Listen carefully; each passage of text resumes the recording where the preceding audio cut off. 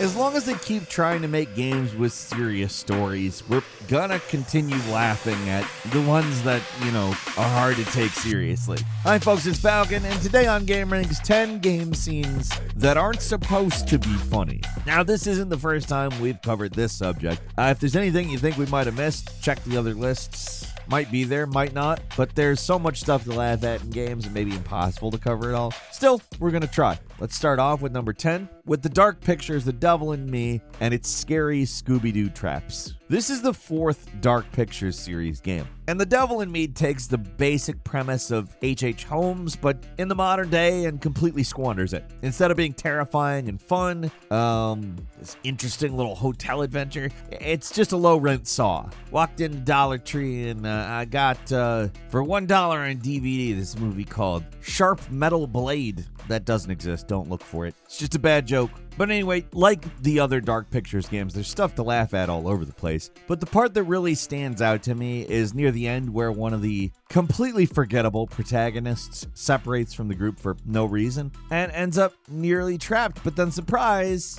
our man makes it turn into a hallway and an honest-to-God Mr. Burns-style trap door gets him. Yeah, it's like something out of Scooby-Doo.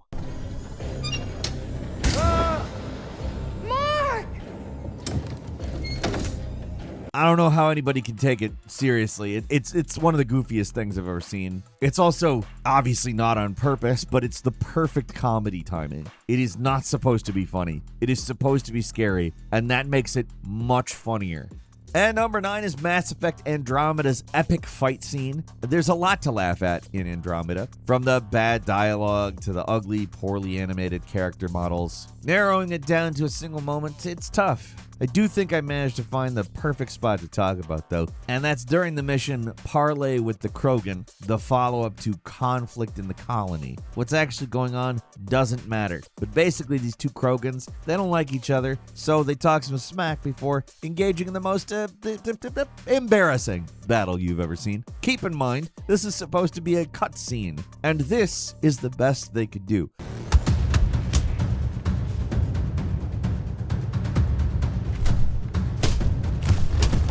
Just some random stock punches and kicks, awkwardly edited in a desperate attempt to save it. But there is no saving this. Like, what do I need to say beyond it looks so bad? It'd be better if they just kicked up a cartoon dust cloud. You saw, like, fists coming out of it every once in a while. You got all the bopping sound effects. That would have been a better fight scene than this fight scene. It looks like a placeholder animation they left in. It's so basic. They're clearly not even really hitting each other. It's the sort of thing you see in like an 8-bit RPG, but there's excuses, and for some reason they end up seeming better animated than this. And number 8 is Stray Souls. This is a deeply stupid game. It doesn't know when to shut up. If you somehow manage to get past the brutally long opening prologue in the house and get past the terrifying reveal of the old lady ghost, terrifying in scare quotes, then you're treated to one of the most impressively long and terrible cutscenes I have ever seen. It's basically an endless exposition dump that doesn't matter. Like, look at your phone anytime these two rubber-faced idiots are in a car, but things start to pick up when they exit the car, and so begins a truly incoherent sequence of events. First, they're talking about birthday surprise in front of a fallen tree on the road for some reason. Then Martha, that's the girl, throws in a Columbo style and one more thing, which just so happens to be a giant gold deagle. This is your weapon in the game. I want you to take it, just to be safe. I already took it to a gun range and tested it. It works just like a normal gun. This apparently grounded horror experience that just gives you a gold gun. Not a small one either. Like, in terms of a handgun, that's a weirdly large gold gun. For some reason, Martha wanders off, climbs a cliff, then goes into a random shack and picks up a weapon upgrade. Keep in mind you play as Daniel, not her, but somehow she picks up this item in a cutscene and you get the upgrade. I don't know what's happening. I do not know. This game. And number 7, Heavy Rain, The Tragedy of the Juice. In previous lists, we've hit the Heavy Rain button pretty heavily. Stop! Stop! But this game is a gift that keeps on giving. We've talked about the main points, of course, the QTE market chase, perhaps the best thing that's ever happened, the contrived and stupid events of Jason's death, but for this entry, we're going to focus on something a little more mundane, a little less bombastic. Because here's the thing, it's not just the big moments where you're laughing in Heavy Rain, it's basically all the moments, and this is the perfect example. Near the start of the game, you can putter around the house doing random things as Ethan. There's the classic Quantic Dream staples of taking a shower, going to the bathroom, but the moment that stands out to me is where you drink some juice. Sounds basic, I know, but this is early in the game, so you're not quite used to the QTE controls. You start to drink and then you stop, and you're treated to a face full of Ethan Mars' Inoue face.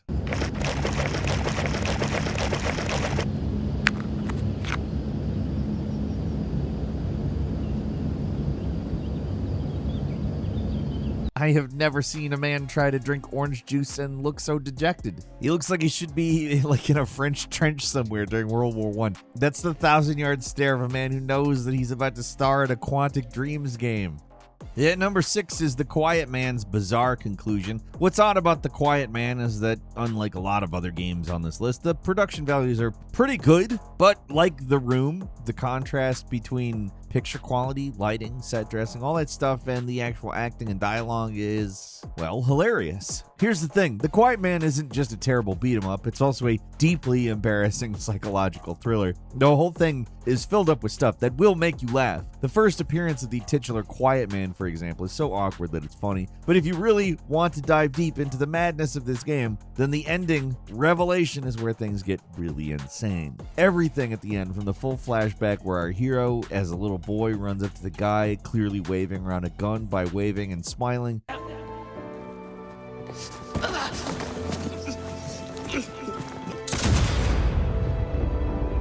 to the reveal that he invented the Quiet Man as a superhero or something. It's nuts. Oh yeah, and a drunk detective guy, he's not just your dad, he's also the Quiet Man. Then you put on the mask and you get superpowers somehow in a game where there's been nothing supernatural up to this point. Yeah, sure, why not? It's one of those games where you're always engaged, but it's never good. You're either rolling your eyes in disgust or laughing incredulously. It is an experience, I guess you could say.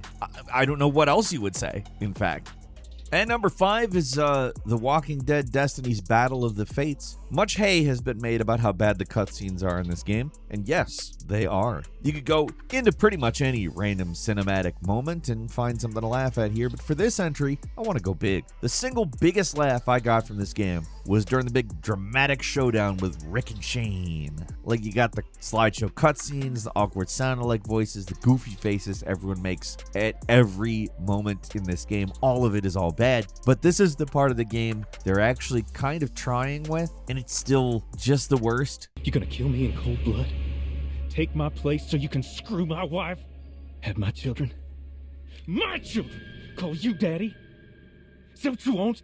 This 2-stage boss battle is sloppy, stupid, and really not fun. The first stage is bad, the second is torture, and it tries to be cinematic and dramatic by covering the screen with character quotes and dramatic flashbacks as these two puppets, Team America, flail around at each other in one of the most overdone but undercooked boss battles in video game history. Maybe I'm just losing my mind at this point, but the screen overlays combined with the terrible combat and the oppressive music, which is, by the way, just a TV show theme on repeat, music that's already played way too much in this game, and honestly isn't that good or memorable anyway. It's painful. Metal Gear Solid 3 or 4 or whatever, I don't know what they expected to get from me, but it's not the laughter I'm given, which is a lot. And number 4 is Shadow the Hedgehog. That one line, yeah, you know. Yeah, the fact this game exists, it still baffles me to this day. It was bizarre when it came out, and it's bizarre now. I don't know who wanted this, and I don't know really anything about why this happened. I don't understand it. Does the world need a dark and edgy Sonic the Hedgehog game with guns and swears? It still looks like a game for children.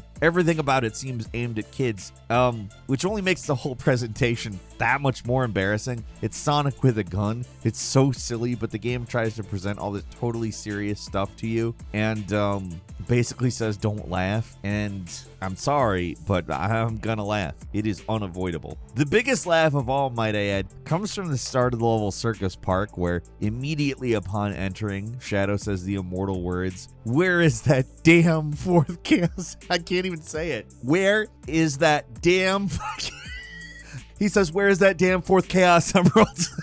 It's so stupid. Where's that damn fourth Chaos Emerald? It's well over a decade later, and I am still laughing my ass off, even thinking about it. It's the perfect line to sum up the entire game. This guy doesn't ask for Chaos Emeralds politely. He swears, and he's got a gun. And that gun it's gotta be really big in order to fit in that hand. But they went bigger than they needed to. That's for sure. Do not mess with Shadow. He is not messing around anymore. He wants to know where that damn fourth Chaos I genuinely can't say it. It's so dumb. And number 3 is Spy Fiction. Boo-hoo, poor baby. Before Swery made a big ripping off David Lynch with Deadly Premonition, he tried his hand at ripping off Kojima with Spy Fiction, and it did not work out as well. The game got middling reviews at best, and it isn't even as close to as good as even the worst Metal Gear Solid game, but hey, it has got some funny cutscenes, and a lot of them. Guess what? They're total nonsense. The most absurd is this one near the end where a braying jackass named Dimitri reveals he's got one of your buddies hanging from a cross. Then he shoots him, and then he mocks our heroes by saying, and I quote, "Boo-hoo, poor baby." Oh, poor baby. Didn't you like that? So, say what you will about Kojima's acting, but he knows how to make an entertaining villain. Dimitri? No. He's a cartoon German goof who monologues endlessly without saying anything at all and has perfect plans within plans that make no sense and constantly bamboozles the completely worthless heroes. This isn't even the first time he's chained up and killed one of your allies, might I add. It's just a repeat of something that's happened already, but it's more laughable. Like somehow it's more dumb than the first time. Anytime someone in a video game rears their heads back and lets out a big no, I can't help but cringe, but this is probably the worst one I've seen. What sound is this guy even trying to make?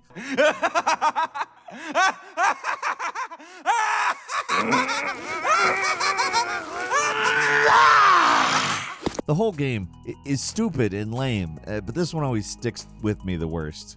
And number 2 is Devil's Third, the opening cutscene. After leaving Tecmo, the famously eccentric Tomonobu Itagaki, the guy responsible for Ninja Gaiden Black and the DOA series, went on to form Valhalla Game Studios with a suspiciously similar logo to Team Ninja, and their first game was Devil's Third. Never heard of it? Well, it's probably because it was a Wii U exclusive. Talk about a black hole for game preservation, Wii U exclusive. And as far as games on that system, relatively speaking, this one also bombed. And while its combination of close range and long range combat was interesting in concept, the actual game was dumb as hell, putting it mildly. If you want to know everything there is to know about this game, watch this opening cutscene. It's so self-serious and ridiculous, it's hard not to laugh at what's going on. I mean, any game that starts with the title card Guantanamo Bay, you know it's gonna go places. Sure, there's a secret underground prison, and sure, the prisoners are just like gangsters or something, and they're rioting. Why not? Enter codename Ivan. And somebody must have thought, this is the coolest dude ever, but I mean, look at him. He's the ultimate bald protagonist, not a hair on him, tattoos look goofy, he's wearing shades inside, the guy is a walking punchline.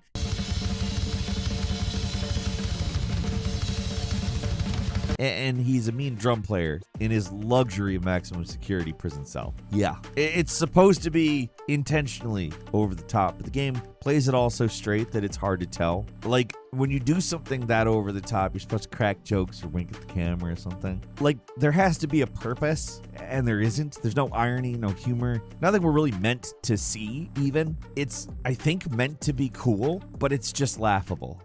And finally, at number 1, Clock Tower 3's Dennis, What Are You Doing Here? If you've experienced the madness of Clock Tower 3, you know what I'm talking about. If you haven't, you are in for something, let me tell you. If you're just watching this game in motion, you know, the gameplay, it looks like a standard Resident Evil, Silent Hill type thing. It's a survival horror game. Maybe kind of scary. I don't know. Not really, but that's besides the point. For what is otherwise a kind of standard game in terms of gameplay, at least, the cutscenes are absolutely insane. The acting, the direction, everything about it, it's awkward as hell, but what really gets it is the motion capture. I don't know how to describe it. It is totally out of control. Everyone is so spastic and pantomime with everything they do. It's like a silent movie on fast forward. Combine the over-enthusiastic motion capture with the sleepy voice performance, and you really have comedy gold. The part that introduces Dennis is just completely out of control. Like, look at this little freak's face in the window for the first time. You know it's gonna be good. Why is everyone running around like this? They're rolling in the bed and flopping all over. What is happening? Yesterday morning, and your mother drove by in her car.